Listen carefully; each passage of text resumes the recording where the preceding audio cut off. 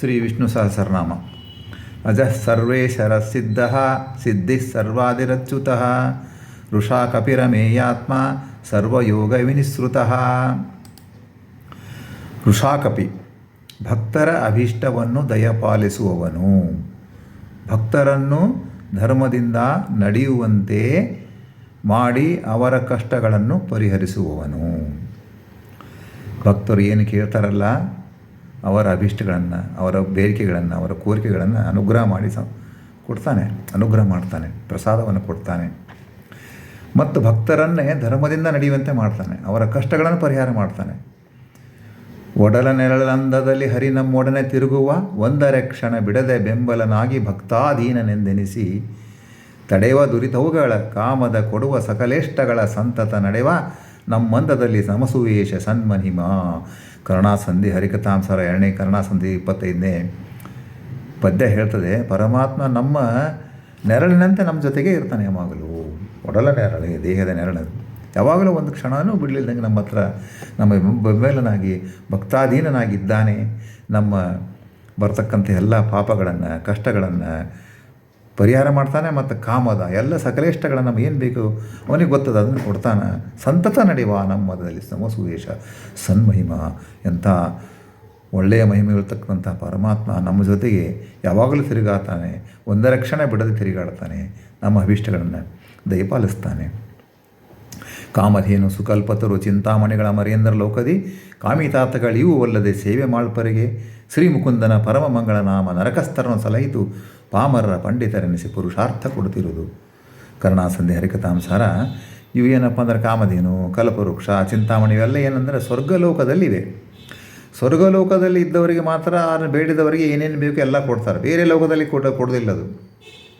ಹಾಗೆ ಅವುಗಳು ಭಾಳ ಅಪಾರ ಶಕ್ತಿ ಉಂಟು ಅವಕ್ಕೆ. ಆದರೆ ಸ್ವರ್ಗಲೋಕದಲ್ಲಿ ಇದ್ದವರಿಗೆ ಮಾತ್ರ ಅದು ಕೊಡ್ತಾರೆ, ಅವ್ರದ್ದು ರೂಲ್ ಹಾಗೆ. ಆದರೆ ಇಲ್ಲಿ ಪರಮಾತ್ಮನ ನಾಮಸ್ಮರಣೆ ಅದಲ್ಲ, ಎಲ್ಲವನ್ನು ಎಲ್ಲರೇ ಇರಲಿ, ಯಾವುದೇ ಲೋಕದಲ್ಲೇ ಇರಲಿ. ನರಕಲೋಕದಲ್ಲೇ ನಾರಾಯಣ ನಾಮಸ್ಮರಣೆ ಕೇಳಿದ್ದಕ್ಕೇ ಅನೇಕ ನರಕದಲ್ಲಿರ್ತಕ್ಕಂಥ ಸುಜೀವಿಗಳು ಅವರು ಮತ್ತೆ ಉದ್ಧಾರ ಆಗಿಬಿಟ್ರು. ಹೀಗೆ ನಾರಾಯಣ ನಾಮಸ್ಮರಣೆಯಿಂದ ಏನೆಲ್ಲ ಸಾಧ್ಯ. ಪಾಮರರ ಪಂಡಿತರೆನಿಸಿ, ಏನು ತಿಳುವಳಿಕೆಯಿಲ್ಲ ನನಗೆ, ಬರೀ ಏನೋ ಭಕ್ತಿ ಇದೆ ಅಷ್ಟೇ ಅಂದರೂ ಸಾಕು, ನಾಮಸ್ಮರಣೆಯನ್ನು ಮಾಡ್ಕೊತ ಹೋದಂಗೆಲ್ಲ ನಮ್ಮನ್ನು ಪಂಡಿತನನ್ನಾಗಿ ಮಾಡ್ತದೆ. ಆ ನಾಮಸ್ಮರಣೆ ಸಾಮಾನ್ಯ ಅಲ್ಲ, ಮತ್ತು ಪುರುಷಾರ್ಥವನ್ನು ಕೊಡ್ತದೆ, ಅಲ್ಲಿ ಮೋಕ್ಷಾದಿಗಳನ್ನು ಕೊಡ್ತದೆ. ಆದ್ದರಿಂದ ಪರಮಾತ್ಮ ಭಕ್ತರ ಅಭೀಷ್ಟವನ್ನು ದಯಪಾಲಿಸುವನು, ಭಕ್ತರನ್ನು ಧರ್ಮದಿಂದ ನಡೆಯುವಂತೆ ಮಾಡಿ ಅವರ ಕಷ್ಟಗಳನ್ನು ಪರಿಹರಿಸುವನು. ಆದ್ದರಿಂದ ಅವನು ಋಷಾಕಪಿಹಿ. ರಾಮ ರಾಮ ಎಂಬೆರಡಕ್ಷರ ಪ್ರೇಮದಿ ಸಲುಹಿತು ಸುಜನರನ್ನು. ವಿಜಯದಾಸರು ಎಷ್ಟು ಚೆನ್ನಾಗಿ ಹೇಳಿದ್ದಾರೆ. ಅನೇಕ ದಾಸವಾಣಿಗಳಿವೆ, ಎಲ್ಲವನ್ನೂ ನಾವು ಹೇಳಲಿಕ್ಕೆ ಸಾಧ್ಯ ಇಲ್ಲ. ಕೇವಲ ನಮ್ಮ ವಿದ್ಯಾಲಯದ ಏನು ಸದಸ್ಯರು ವಿದ್ಯಾರ್ಥಿಗಳಿದ್ದಿರಲ್ಲ, ಒಂದು ನಿಮಗೊಂದು ಮೋಟಿವೇಶನ್ ಕೊಡಲಿಕ್ಕೆ ಅಷ್ಟೇ. ನೀವು ಇದೇ ರೀತಿ ವರ್ಡ್ಗಳನ್ನು ತೋಡ್ರಿ, ಮತ್ತು ಬೇರೆ ಬೇರೆ ದಾಸವಾಣಿಗಳನ್ನು ಅದಕ್ಕೆ ಜೋಡಿಸಿಕೊಡ್ರಿ ಅಂತ ಬೇಕಾದಷ್ಟು ದಾಸವಾಣಿಗಳನ್ನು ಕೊಟ್ಕೊತ ಹೋಗ್ಬೋದು. ಅಮೇಯಾತ್ಮ ಸಂಪೂರ್ಣವಾಗಿ ತಿಳಿಯಲು ಅಸಾಧ್ಯನು. ಲಕ್ಷ್ಮೀದೇವಿಗೂ ಸಾಕಲ್ಯನ ಅರಿಯಲು ಸಾಧ್ಯವಿಲ್ಲದವನು. ಪರಮಾತ್ಮನನ್ನು ಸಂಪೂರ್ಣವಾಗಿ ತಿಳಿಲಿಕ್ಕೆ ಸಾಧ್ಯ ಇಲ್ಲ. ಕೇವಲ ನಮ್ಮ ಕೆಪ್ಯಾಸಿಟಿ ಎಷ್ಟಿದೆ ಅಷ್ಟು ತಿಳಿಲಿಕ್ಕೆ ಸಾಧ್ಯ. ಉದಾಹರಣೆಗೆ ನಾವು ಗಂಗಾ ನದಿಗೆ ಹೋಗ್ತೀವಿ, ಎಲ್ಲ ತುಂಬಿಕೊಂಡು ನಾವು ಬರ್ತೇವೆ. ಮತ್ತು ದಕ್ಷಿಣ ಭಾರತಕ್ಕೆ ಬೆಂಗಳೂರಿಗೆ ಇಲ್ಲ, ಏನೋ ಒಂದು ಗಿಂಡಿಯಲ್ಲಿ ಒಂದು ತಂಬಿಯಲ್ಲಿ ತುಂಬಿಕೊಂಡು ಬರ್ತೇವೆ. ಹಾಗೆ ಆ ರೀತಿಯಾಗಿ ಪರಮಾತ್ಮನನ್ನು ನಮ್ಮ ಒಂದು ಕೆಪ್ಯಾಸಿಟಿ ಎಷ್ಟಿದೆ ಅಷ್ಟು ಮಾತ್ರ ತಿಳಿಲಿಕ್ಕೆ ಸಾಧ್ಯ. ಅಷ್ಟು ತಿಳಿಬೇಕಂದ್ರೂ ಅವನ ಅನುಗ್ರಹ ಬೇಕು.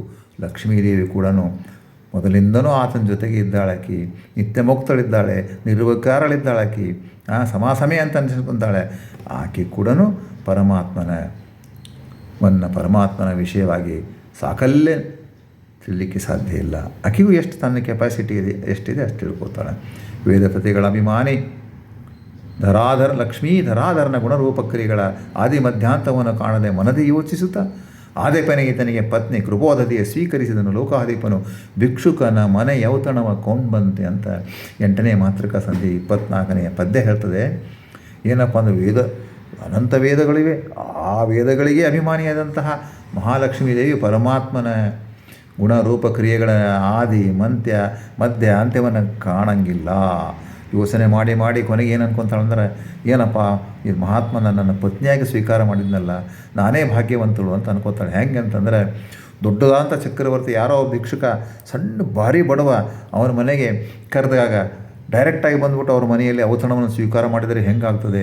ಆ ರೀತಿ ನನಗೆ ಹಂಗಾಗಿದೆ, ನನ್ನದೇನು ಯೋಗ್ಯತೆ ಇಲ್ಲ, ನನ್ನನ್ನು ಅನುಗ್ರಹಿಸಿ ಪರಮಾತ್ಮ ಇಟ್ಟುಕೊಂಡಿದ್ದಾನೆ ಹೆಂಡತಿಯಾಗಿ ಅಂತ ಮಹಾಲಕ್ಷ್ಮೀ ದೇವಿ ಹೇಳ್ತಾಳೆ. ಉದಾಹರಣೆಗೆ ವಿದುರನ್ನ ಪಾಲುಂಡು ಕುರುಪನ ಮಾನವನೇ ಕೊಂಡ ಅಂತ ಇಲ್ಲೇ ಹೇಳಿದಾರಲ್ಲ ಇನ್ನೊಂದು ಹರಿಕಥಾಂಸಾರದಲ್ಲಿ ಹೇಳಿದ್ದ ಹಾಗೆ ಕೃಷ್ಣ ಪರಮಾತ್ಮ ಅಲ್ಲಿ ಇಲ್ಲಿ ಬರ್ತಾನಂತ ಎಷ್ಟೆಲ್ಲ ಆರ್ಗ್ಯುಮೆಂಟ್ ಮಾಡಿದ್ದವನು ದುರ್ಯೋಧನ.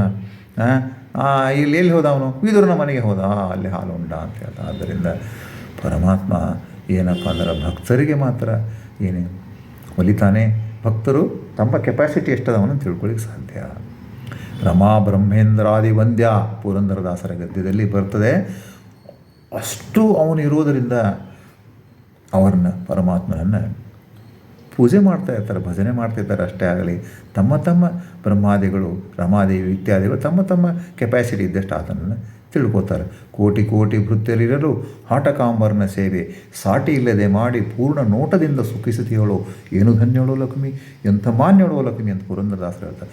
ಕೋಟಿ ಕೋಟಿ ಕೋಟಿ ಕೋಟಿ ಆಕೆಗೆ ಭೃತ್ಯರು, ಮಕ್ಕಳು, ಮೊಮ್ಮಕ್ಕಳು, ಮರಿಮೊಮ್ಮಕ್ಕಳು ಎಲ್ಲ ಜೀವರಾಶಿಗಳು ಆಕೆ ಸೇವೆ ಮಾಡಲಿಕ್ಕೆ ನಿಂತಿದ್ರು ಕೂಡ ನಾನೇ ಪರಮಾತ್ಮನ ಸೇವೆ ಮಾಡ್ತೇನೆ ಅಂತ ತಾನೇ ಏನು ಮಾಡ್ತಾಳೆ ವೈಕುಂಠದಲ್ಲಿ ಎಲ್ಲವೂ ತಾನೇ ಆಗಿ ಒಂದೊಂದು ರೂಪದಲ್ಲಿ ನಿಂತು ಪರಮಾತ್ಮನ ಸೇವೆಯನ್ನು ಮಾಡ್ತಾಳೆ. ಎಂಥ ಧನ್ಯಳು ಲಕ್ಷ್ಮೀದೇವಿ, ಎಂಥ ಮಾನ್ಯಳು ಲಕ್ಷ್ಮೀದೇವಿ ಅಂತ ಪುರಂದರದಾಸರು ಉದ್ಗಾರವನ್ನು ತೆಗೆದಿದ್ದಾರೆ. ಸರ್ವಯೋಗ ವಿನಿಸೃತ, ಯೋಗ ಅಂದರೆ ಉಪಾಯ, ಎಲ್ಲ ಉಪಾಯಗಳನ್ನು ಪ್ರಕಟಪಡಿಸುವವನು ಪರಮಾತ್ಮನೇ. ಪುಣ್ಯ ಪಾಪಾದಿಗಳ ಸಂಬಂಧವಿಲ್ಲದವನು, ಕರ್ಮಯೋಗವೇ ಮೊದಲಾದ ಯುಗಗಳನ್ನು ಪ್ರಕಟಪಡಿಸಿದವನು, ಅನಂತ ಜೀವರಾಶಿಯೊಡನೆ ಎಲ್ಲ ರೀತಿಯ ಸಂಬಂಧವುಳ್ಳವನು. ಆದ್ದರಿಂದ ಸರ್ವಯೋಗ ವಿನಿಸೃತ, ಎಲ್ಲ ಯೋಗ ಅವನೇ ಪ್ರಕಟ ಮಾಡಿದ್ದು. ಎಲ್ಲ ಜೀವರಾಶಿಗಳಿಗೆ ಸಂಬಂಧ ಉಳ್ತಕ್ಕಂಥವನವನೇ, ಯಾವುದೇ ಪುಣ್ಯ ಪಾಪಗಳ ಸಂಬಂಧ ಇಲ್ಲದವನು. ಶ್ರವಣ ನಯನ ಘ್ರಾಣ ತಗ್ವಸನ ಇವುಗಳಲ್ಲಿ ವಾಕ್ಪಾಣಿ ಪಾದಾವಯಗಳಲ್ಲಿ ತದ್ಗುಣಗಳಲ್ಲಿ ತತ್ಪತಿಗಳಲ್ಲಿ ಪ್ರವಿತತನು ತಾನಾಗಿ ಕೃತಿಪತಿ ವಿವಿಧ ಕರ್ಮವ ಮಾಡಿಸಿ ಭವಕ್ಕೆ ಕಾರಣನಾಗಿ ತಿರುಗಿಸುತ್ತಿಯನ್ನು ತಿಳಿಸಿದಲ್ಲಿ ವ್ಯಾಪ್ತಿ ಸಂಧಿ ಅಲ್ಲಿ ಹೇಳ್ತಾರೆ 4ನೇ ಶ್ಲೋಕ. ಏನು ಎಲ್ಲ ನಮ್ಮ ಇಂದ್ರಿಯಗಳಲ್ಲಿ ಕರ್ಮೇಂದ್ರಿಯಗಳು ಜ್ಞಾನೇಂದ್ರಿಯ ಎಲ್ಲ ಅದರಲ್ಲೇ ತಾನೇ ಪ್ರವಾಹ ಮಾಡ್ತಾ ಇದ್ದಾನೆ. ಅಂದರೆ ಎನರ್ಜಿ ನಮಗೆ ಕೊಟ್ಟು ಎನರ್ಜೈಸ್, ಅವನೇ ಎನರ್ಜೈಸರು, ಅವನೇ ಶಕ್ತಿಯನ್ನು ಕೊಟ್ಟು ಆ ಕಾರ್ಯಗಳನ್ನು ಮಾಡ್ತಾನೆ. ಬೇರೆ ಕಾರ್ಯಗಳನ್ನು ಮಾಡಿಸ್ತಾನೆ. ನಮ್ಮನ್ನು ಭವದಲ್ಲಿ ಈ ಸಂಸಾರದಲ್ಲಿ ತಿರುಗಿಸ್ತಾನೆ. ಅವನಿಗೆ ಏನೂ ಇಲ್ಲ, ನಮ್ಗೆ ಗೊತ್ತಾಗೋದಿಲ್ಲ ಅವನು ಮಾಡಿ ನಮ್ಮನ್ನು ತಿರುಗಿಸ್ತಾನೆ ಅಂತ. ಅವನಿಗೆ ಏನೂ ಸಂಬಂಧನೇ ಇಲ್ಲ. ಆದರೆ ನಮ್ಮನ್ನು ಭವಕ್ಕೆ ಕಾರಣನಾಗಿ ನಮ್ಮನ್ನು ಸಂಸಾರಕ್ಕೆ ಸಂಬಂಧಿಸಿ ನಮ್ಮನ್ನು ಪುನರಪಿ ಜನನ ಪುನರಪಿ ಮರಣ ಈ ಕಾರ್ಯಗಳನ್ನು ಪರಮಾತ್ಮ ಮಾಡಿಸ್ತಾ ಇದ್ದಾನೆ. ಶ್ರೀರಮೇಶನ ಮೂರ್ತಿಗಳು ನವನಾರಿ ಕುಂಜರದಂತೆ ಏಕಾಕಾರ ತೋರ್ಪವು ಅವಯವಗಳಲ್ಲಿ ಬೇರೆ ಬೇರೆ ಕಂಗೊಳಿಸುವ ಶರೀರದಳು ನಾನಾ ಪ್ರಕಾರ ವಿಕಾರಶೂನ್ಯ ವಿರಾಟ ನೆನೆಸುವ ಪದುಮಜಾಂಡದಳು.